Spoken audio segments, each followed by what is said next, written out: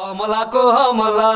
आज हामी नेपाल भारत सम्बन्धको बारेमा चर्चा परिचर्चा र बहस गर्नको लागि नयाँ दिल्लीमा नेपाली राजदूतावासमा यतिखेर उपस्थित भएका छौँ र सबैको ध्यान छ यतिखेर नेपालतिर। नेपालमा पहिलो चरणको निर्वाचन भइसकेपछि स्थानीय तहको दोस्रो चरणको निर्वाचन हुँदैछ असार 14 गते। नेपाल भारत सम्बन्धमा पछिल्लो समय तनाव पनि छैन, मनमुटाव पनि छैन, दरार पनि छैन भनेर निष्कर्ष निकाल्दा हुन्छ। अहिले हेर्नुहोस्, अहिले त साह्रै सकारात्मक छ। किनभने मैले यहाँ आएदेखि अब तपाईँलाई थाहा छ, म चाहिँ नेपालको समृद्धि भनेर सबैले हामीले भनेका छौँ। त्यो समृद्धिमा अब भारत सरकारको सहयोग चाहिन्छ। किनभने यो चाहिँ भूगोलले फेरि दिएको चाहिँ जिम्मेवारी हो।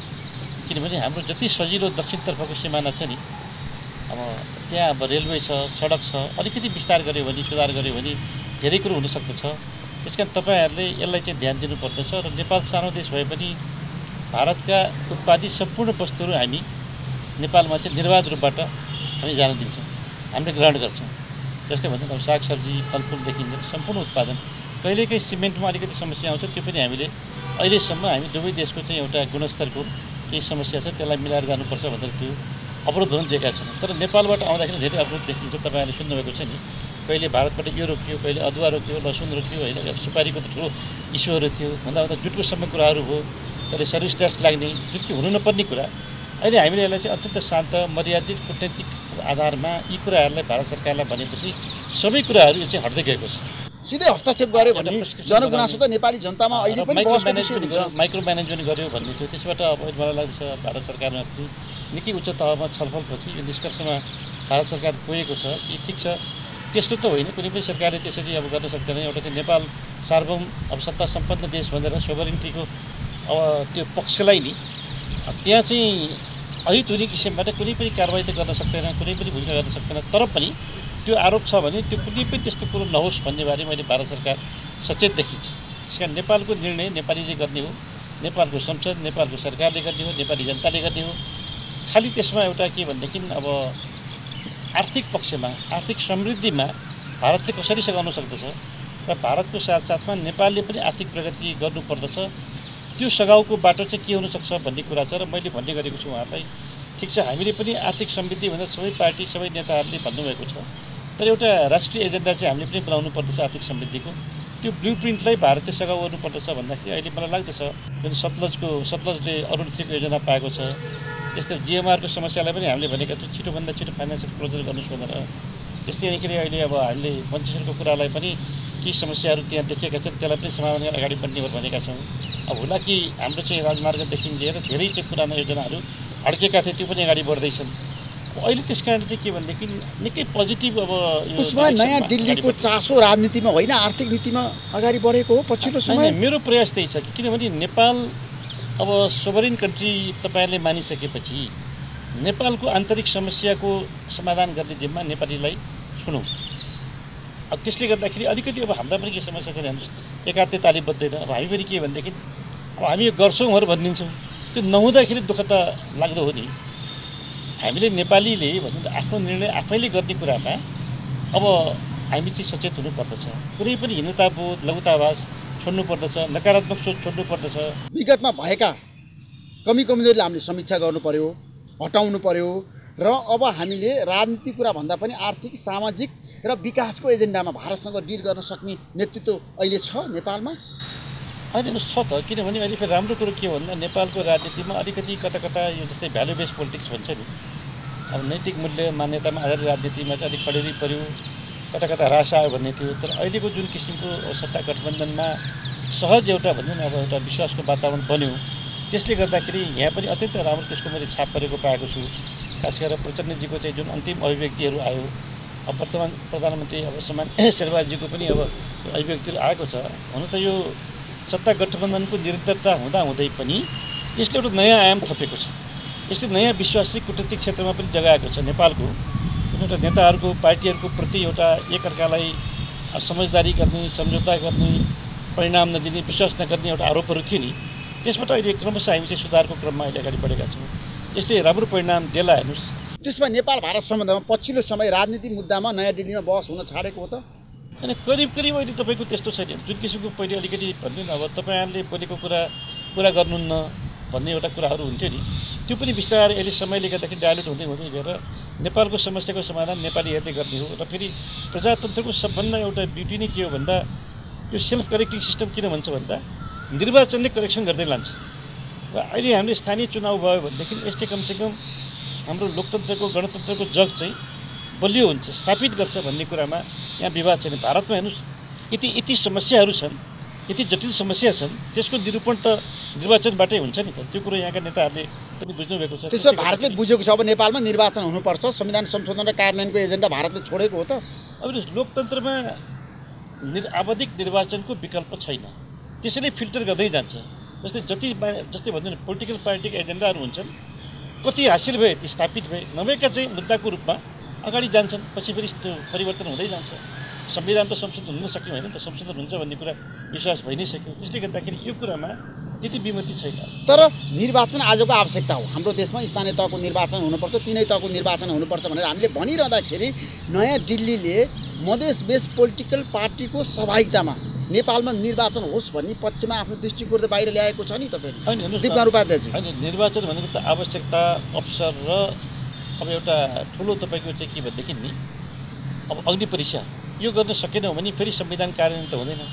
नेपाली जनताले आफूले बनाउने संविधान र अहिले त हेर्नुहोस् यति मैले त वास्तवमा पोजिटिभली हेर्ने हो भनेदेखि नि अहिले संविधान मान्दैन त कसैले भनेको छैन।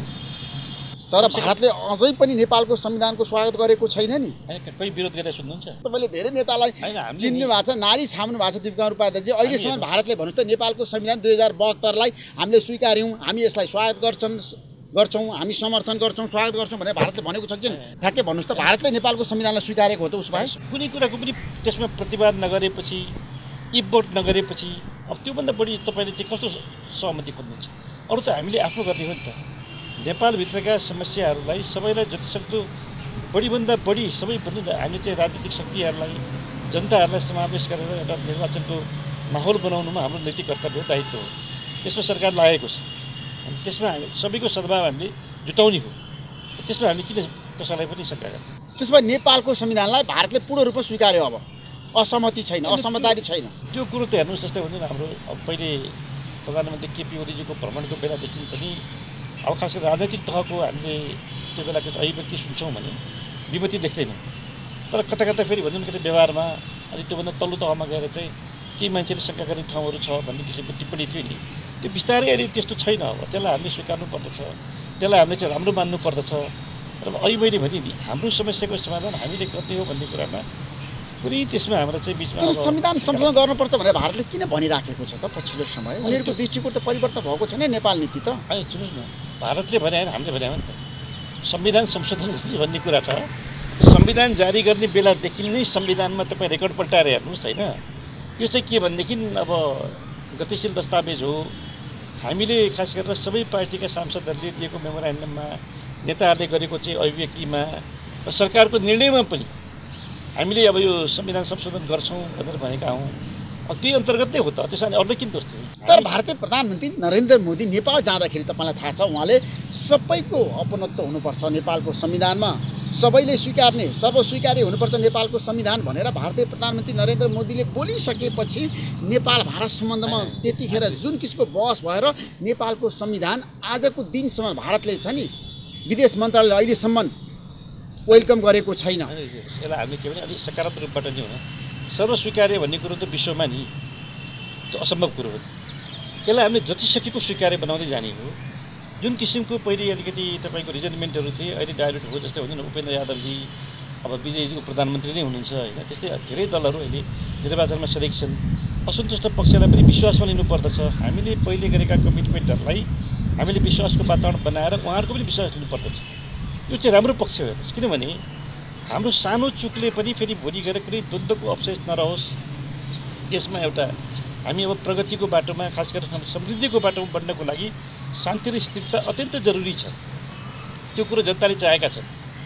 त्यसमा हामीले सबै शक्तिहरूलाई एउटै प्लेटफर्ममा एउटै विचारमा ल्याउन सक्नुपर्छ। त्यस भए अब निर्वाचनको विकल्प छैन भन्ने कुरामा भारत पनि सहमत भयो नेपालमा? होइन हेर्नुहोस्, अब हामी अरूलाई मुस्नुभन्दा पनि नेपालमा यो सहमति हामीले गरेपछि अब यताबाट त निर्वाचनको लागि पुरा सद्भाव छ। सहयोग पनि प्राप्त हुन्छ भारतीय सरकारको तर्फबाट। होइन, सहयोग भन्ने कुरो नेपाल सरकारले माग्यो भने उहाँहरूले गर्ने हो, त्यसै आफैले सहयोग गर्न जाने कुरो हुँदैन। हेर्नुहोस्, कूटनीतिमा होइन, नेपाल सरकारले कुनै पनि सहयोग निर्वाचनमा माग्यो भने भारत सरकारले सहयोग गर्ने कुरा छ। किनभने तपाईँलाई थाहा छ 2048 सालदेखि अहिलेसम्म नेपालको निर्वाचनमा काहीँ न काहीँ भारतीय पक्षको सहयोग र समर्थन नेपालले प्राप्त गरेको छ। भारतको सहयोग हुँदाखेरि, समर्थन हुँदाखेरि नेपालमा सजिलै निर्वाचन हुन्छ भन्ने जनमत पनि छ, जनमानसमा आजको दिनमा चर्चाको विषय पनि छ। त्यसो भए तिनै तहको निर्वाचन हुनुपर्छ समय अवधिभित्रै भन्ने भारतको दृष्टिकोण हो दीपनारायण उपाध्यायजी? एकदम छ। द्विपक्षीय हाम्रो जुन सम्बन्ध छ नि, खुला सिमाना छ, त्यसले गर्दा भारतमा निर्वाचन हुँदा हामी पनि यति संवेदनशीलताका साथमा हामी सुरक्षाका हाम्रा संयन्त्रहरूलाई सजग गर्छौँ। खास गरेर बोर्डरमा अब करिब 24 घण्टा त बोर्डरै बन्द हुन्छ होइन, अरू पनि हामीले सजगता अप्नाउँछौँ।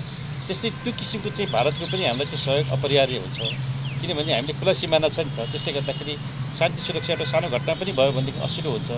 त्यो हिसाबले त्यो चाहिँ हाम्रो आज होइन, धेरै पहिलेदेखि हाम्रो आपसमा चाहिँ अत्यन्त राम्रो सद्भाव सहयोग त्यो एउटा संयन्त्र छ, त्यसले चाहिँ काम गरेको। असार 14 गतिको निर्वाचन हुन्छ भन्ने तपाईँको नयाँ दिल्लीमा बसेर निष्कर्ष हो? होइन, हेर्नुहोस्, अब जनताको चाहना छ, त्यसको विकल्प छैन। फेरि वर्षात आयो, त्यसपछि तुरुन्तै हुन सक्दैन। त्यसले गर्दाखेरि नि अब निर्वाचन सार्नु भनेको हामीले आफ्नो समस्यालाई अझै फेरि यसलाई चाहिँ अझै फेरि भन्नु न थप अब त्यसलाई हामी जटिल बनाउनेतर्फ जानुभन्दा यसलाई हामीले अत्यन्त एउटा राष्ट्रप्रति जनताप्रति जिम्मेवारीका साथमा र हामीले यत्रो ठुलो जनताको चाहना, जनताले जितेको कुरामा हामीले यसमा अब चाहिँ नि कुनै पनि किसिमको एउटा आग्रह पूर्वाग्रह नराखेर विन विन सिचुएसन बनाएर चाहिँ सबै पार्टीहरूलाई यसमा ल्याउने वातावरणलाई अन्तिमसम्म पनि प्रयास गर्नुपर्दछ, जुन सरकारले गर्दैन। यसबारेमा तपाईँले पनि त धेरै नेताहरूसँग कुराकानी गर्नुभएको छ नयाँ दिल्लीमा बसेर, प्रधानमन्त्रीदेखि प्रतिपक्षी दलका नेतासँग पनि तपाईँको पछिल्लो समय कुराकानी भयो। तपाईँ नेपाल जाँदाखेरि होइन, केपी शर्मा ओलीसँग तपाईँले कुराकानी गर्नुभयो? उहाँसँग मैले गर्न पाइनँ, अरू नेताहरूसँग कुरा भयो। उहाँसँग चाहिँ मैले प्रत्यक्ष संवाद गर्न पाइनँ, अरू नेताहरूसँग मैले माधवका नेपालसँग तपाईँले कुरा गर्नुभयो, झलनाथ खनालसँग कुरा गर्नुभयो? व्यक्तिगत अरू नेताहरूसँग भएको थियो, हाम्रो केपी काउन्सिल हुनु पाएन मेरो। त्यो त्यसो महन्त ठाकुरसँग पनि तपाईँले कुराकानी गर्नुभयो? मैले व्यक्तिगत रूपबाट उहाँहरूलाई पनि यसो कुरा गरेको थिएँ, आफ्ना केही सेयरिङहरू, आफ्ना अनुभवहरू मैले उहाँहरूलाई भनेको थिएँ। तर केन्द्रीय संसदको निर्वाचन सार्न सकिन्छ भनेर पनि पछिल्लो समय नेपाली राजनीतिमा तर्क वितर्क भएको छ।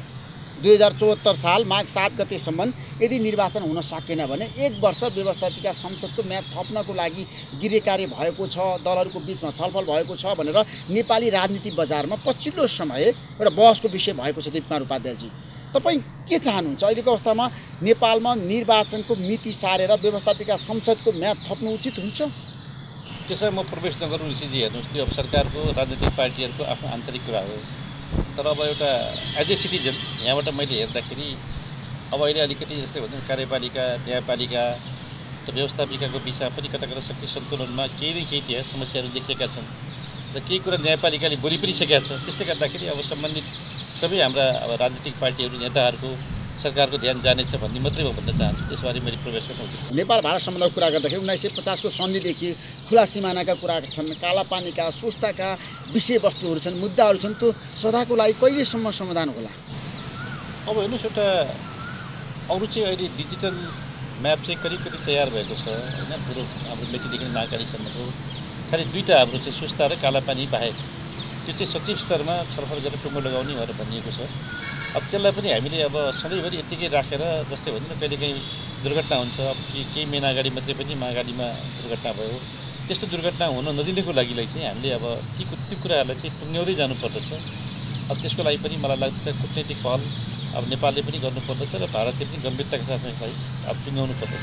किन भारतीय प्रधानमन्त्री तपाईँलाई थाहा छ नयाँ दिल्लीमा जसरी नेपाल भारत सम्बन्धको बारेमा चासो राख्नुहुन्छ, उहाँ काठमाडौँ गएर होटल सोल्टीमा तपाईँ पनि उपस्थित हुनुहुन्थ्यो र तत्कालीन प्रधानमन्त्री सुशील कोइरालाले आयोजना गरेको रात्रि भोजमा भारतीय प्रधानमन्त्री नरेन्द्र मोदीले के भन्नुभयो भन्दाखेरि के समस्या छ नेपाल भारत सम्बन्धमा त्यो लेखेर ल्याउनुहोस्, बुदागत रूपमा ल्याउनुहोस्, म समाधान गर्छु। नयाँ दिल्ली कुनै पनि कसर बाँकी राख्दैन नेपाल भारत समस्या समाधान गर्न भनेर भनिरहँदाखेरि अहिलेसम्म तपाईँले दिनु भएन? कालापानीको बारेमा सुस्ताको बारेमा यसो गर्नुपर्छ भनेर नेपाली पक्षले दिएको छैन? त्यो अहिले प्राथमिकतामा परेको छैन। तर अरू कुरामा चाहिँ म भन्नु खास गरेर वर्तमान सरकारलाई, खास गरेर प्रधानमन्त्री मोदीजीलाई धन्यवाद दिन चाहन्छु।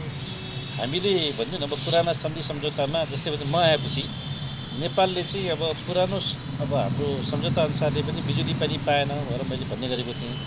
खास गरेर अब त्यो बेला परराष्ट्र मन्त्री प्रकाश महतजी हुनुहुन्थ्यो होइन, परराष्ट्र मन्त्रालयले इनिसिएट गर्यो यी कुराहरूलाई चाहिँ टेबलमा छलफल गर्ने क्रममा अहिले भारत सरकारले स्वीकार गरे। खास गरी गण्डकबाट पहिले 40,000 हाम्रो सम्झौतामा 40,000 हेक्टर सिँचाइ हुनुपर्ने 25,000 मात्रै हामीले चाहिँ गरेको 25,000 को कुरा नै बिर्सिसकेको रहेछ।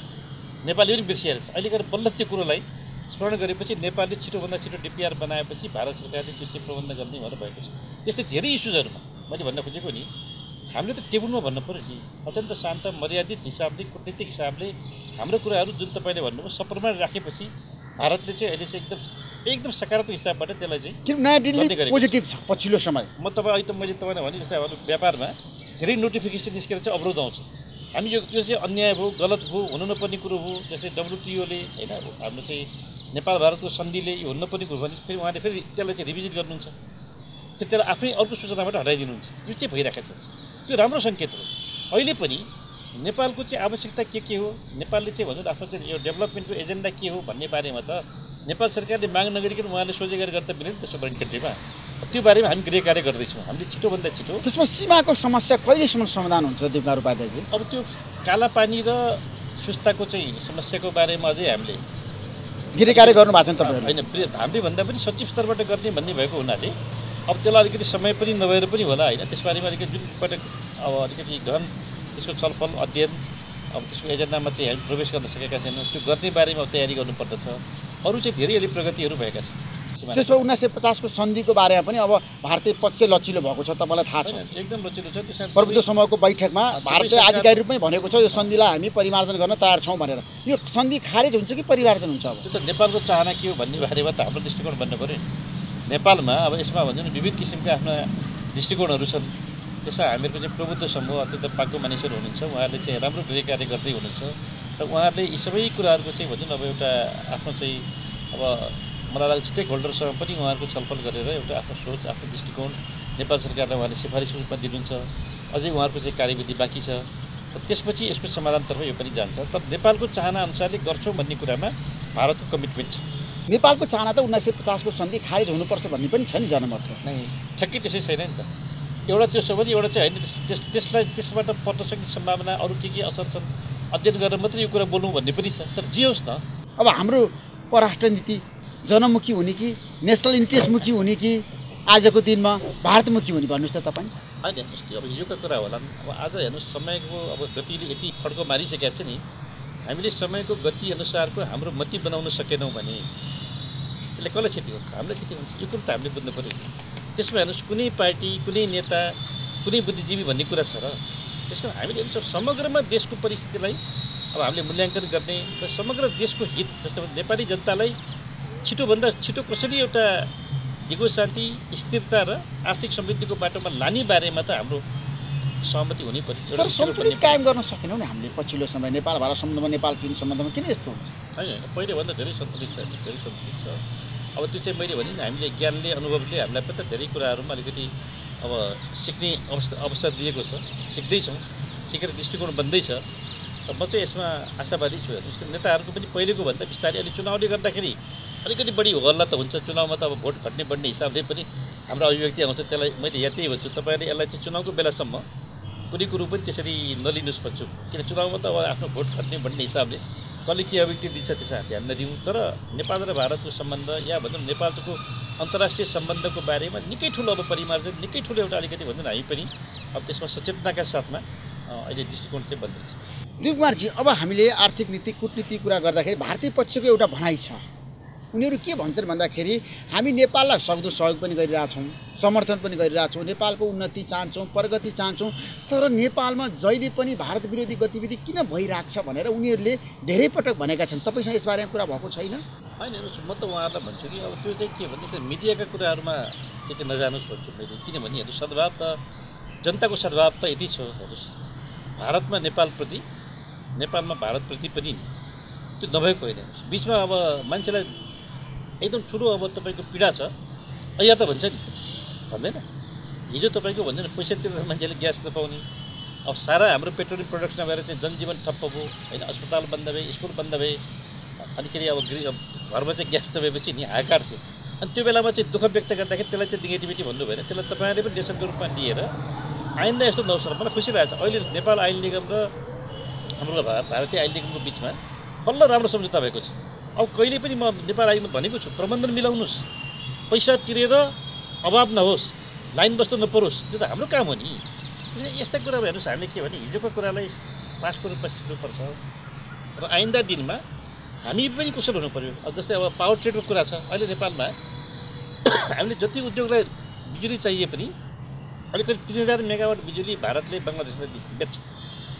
त्यहाँ औद्योगिक प्रवर्धन निकै राम्रो भएको छ। नेपाललाई पनि चाहिएको जति हामीले लियौँ। तर नेपाली नेताहरूले भारत विरोधी गतिविधि गरेको भन्ने आरोप त भारतीय पक्षको बेला बेलामा छ नि। हेर्नुहोस् न, मैले अब अघि भने तपाईँको चुनावको यो हाम्रो अहिले दौरमा हामी छौँ, अवधिमा छौँ नि, यो बेलाको अभिव्यक्ति कसैको पनि नसुन्नुहोस्। नेपाली जनताले सधैँभरि खुसी राख्ने, नेपाली जनतालाई चाहिँ तुरुन्तै असर पर्ने, राम्रो असर पर्ने कामहरू भारतले गर्दै गएपछि नि हिजो कुरा त धोइने पखालिने काम त अहिले भइराखेकै छ नि। अब शेरबहादुर देउवा प्रधानमन्त्री भइसकेपछि उहाँको भारत यात्रा चाहिँ कहिले तय गर्नुभएको छ तपाईँले? त्यो अब अझै त्यो बारेमा छलफल भएको छैन, अब छुट्टै हामी छलफल गर्छौँ। 1 महिनाभित्र शेरबहादुर देउवाको भारत यात्रा हुनसक्छ, भ्रमण हुनसक्छ। सार्थक परिणाममुखी हुनु पर्यो। पटक पटक यात्रा गर्नु ठुलो कुरो भएन होइन। हामीले जस्तै भन्छ नि यात्राहरूबाट के नेपाली जनतालाई लाभ हुन्छ, नेपाललाई के लाभ हुन्छ भन्ने बारेमा राम्रोसँग आकलन गरेर त्यसको पूर्व तयारीका साथमा त्यो गर्नुपर्छ। खालि भनेर अब आउनुको लागि आउनुभन्दा पनि त्यो भारतको पनि चाहना त्यस्तै छ।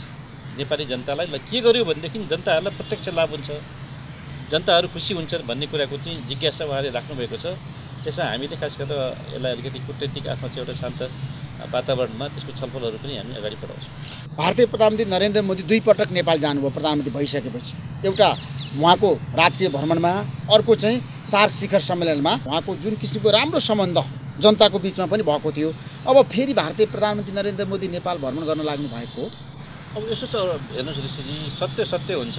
हामीले अरुण 3 को योजना जुन बेला गुमायौँ त्यो नगुमेको भए नेपाल आज अर्कै अवस्थामा पुगिसक्थ्यो। हेर्नुहोस् आर्थिक रूपले हामी निकै अगाडि गइसकेका हुन्थ्यौँ। कति दुर्भाग्य भयो हामीले त्यो बेला गर्न सकेनौँ। अहिले भारत सरकारको पनि सरकारी कम्पनीले त्यसको जिम्मा लिएको छ। भारत सरकारले त्यसलाई चाहिने सम्पूर्ण पैसा बजेट छुट्याइसकेको छ। फाइनेन्सियल क्लोजरको समस्या छैन। चाँडै नै अब त्यसको चाहिँ एउटा हामीले अब मलाई लाग्दछ त्यसको चाहिँ तयारी हामी हेर्दैछौँ। हेरेर त्यसको शिलान्यासमा दुवै देशको प्रधानमन्त्रीहरूले संयुक्त रूपबाट गर्ने भन्ने किसिमको सोचाइमा हामी अगाडि बढेका छौँ। र त्यो बेलामा जस्तै भन्छ नि अब प्रधानमन्त्री मोदीजीको चाहिँ एकचोटि जनकपुरमा, लुम्बिनीमा र मुक्तिनाथ धाममा पनि अब एकचोटि पुग्ने उहाँको चाहिँ जुन पुरानो त्यो एउटा भन्नु न अब अधुरो चाहिँ इच्छा सपना जे भन्नुहोस् त्यसलाई पनि पुरा गर्ने भन्ने पनि हाम्रो तयारी छ। र त्यो बेलामा अरू के हुनसक्छ, नेपाल चाहिँ आर्थिक समृद्धिको बाटोमा अगाडि बढोस् भन्ने बारेमा अहिले भारतको तर्फबाट खास गरेर अब प्रधानमन्त्रीको तहमा, प्रधानमन्त्री कार्यालयको तहबाट चाहिँ निकै ठुलो अभिरुचि मैले पाएको छु। Thank you so much Dipkumar Upadhyay, जुन किसिमको समय दिनुभयो तपाईँलाई म धेरै धन्यवाद दिन चाहन्छु। अब म हेर्नुहोस् नाइ भन्दै पनि अब तपाईँको मेरो अब पुरानो हाम्रो चाहिँ अब मित्रता अब के कारणले होला, के कुरा होला, अब नाइ भन्न सकेर मैले वास्तवमा बोल्दिनँ भन्दै पनि अब तपाईँको निकै ठुलो आग्रहलाई मैले अस्वीकार गर्न सकेर यति कुरा गरेँ। मलाई धन्यवाद छ। कमसेकम हामी यो नेपाली दूतावास 80 वर्ष पुरानो हाम्रो यो चाहिँ इतिहास भवनको अगाडि अब 50 रुपियाँको कम्पाउन्ड छ, हरियाली छ होइन। अब यसलाई पनि तपाईँले कमसेकम एउटा टेलिभिजनको माध्यमबाट सम्पूर्ण हाम्रो दर्शकहरूले, विश्वभरि रहेका नेपालीहरूले हेर्ने अवसर प्रदान गर्नुभयो। म अत्यन्त सकारात्मक सोचका साथमा तपाईँलाई पनि धन्यवाद दिन चाहन्छु। र हेर्नुहोस् हामीले हाम्रो समस्या छ भने समाधान पनि त्यहाँ छ। त्यो समाधानलाई हामी सबैले एकदम मस्त पोजिटिभ थिङ्किङ, थट, एफर्ट अगाडि जानुपर्दछ। तर एउटा कुरा छुटेको कुरा मैले सोच्छु भन्दै तपाईँले मलाई सम्झाइदिनु भयो। किनभने तपाईँ राजनीति व्यक्ति, अब कूटनीतिक रूपमा बसिरहने कि नयाँ दिल्लीमा चुनाव आउँदैछ नेपालमा, केन्द्रीय संसदको निर्वाचनमा तपाईँ गएर चुनाव लड्ने? अब म हेर्नुहोस् अब वास्तवमा यी सबै कुरा चाहिँ म नियतिलाई छोड्ने मान्छे हो। मेरो आफ्नो कुनै महत्त्वाकांक्षा छैन होइन, यो हुनुपर्छ भन्ने नि। न पदप्रति न कुनै धन सम्पत्तिप्रति कुनै आसक्ति नराख्ने नै व्यक्ति म हुँ, तपाईँलाई थाहा छ। र अहिले पनि मैले वास्तवमा मेरो जनताप्रतिको दायित्वलाई यसो नेताहरूलाई चाहिँ मैले स्मरण गराएँ। अब किनभने अब मैले भन्नु न अब त्यो हो भने मैले राजीनामा गरेर फर्कनुपर्छ भन्दाखेरि होइन, अब केही समय तपाईँ बस्दाखेरि नै देशलाई फाइदा हुन्छ, देशको लागि राम्रो हुन्छ र हामीलाई पनि राम्रो हुन्छ भनेर फेरि मैले त्यो कुरो जिद्दी गर्न सकिनँ। र अब केही समय त म यहाँ अब फेरि थ्याङ्क यू सो मच। नमस्कार, धन्यवाद।